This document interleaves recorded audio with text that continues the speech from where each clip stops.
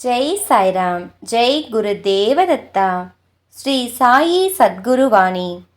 சீரடி சாய்பாபாவின் அருள் வாக்கு 36. இந்த சிருஷ்டியில் பசி இல்லாத ஜீவியோ உயிரினமோ இருக்காது. பசி என்பது மிகவும் கொடுமையானது. ஜீவன் தனது பசியை தணித்துக் கொள்வதற்கு வாயினால் கேட்கக்கூடும். பசியை தணித்து கொள்ள முடியும். ஆனால் வாயில்லா பிராணிகளின் விஷயத்தை பாருங்கள்.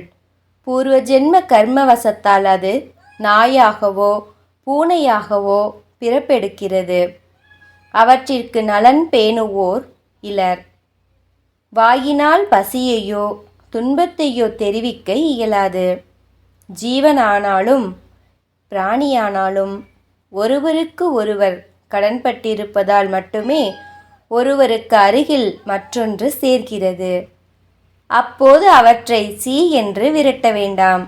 கருணையின்றி இம்சிக்க வேண்டாம்.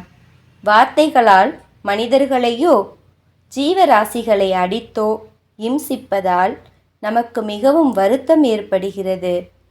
உயிரினங்களின் மீது தயையில்லாமல் செய்யும் இந்த செயலும் எனக்கு மகிழ்ச்சியை தராது. அன்னதான விஷயத்தில் தராதரத்தை பார்க்க வேண்டாம்.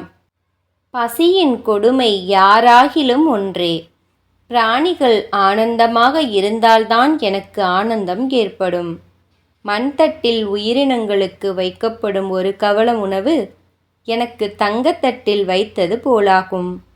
அவற்றின் பசியை தணிப்பதோ என் பசியை தீர்ப்பதோ இரண்டும் ஒன்றே. அப்படி செய்வதால் உங்களுக்கு சுபம் ஏற்படும்.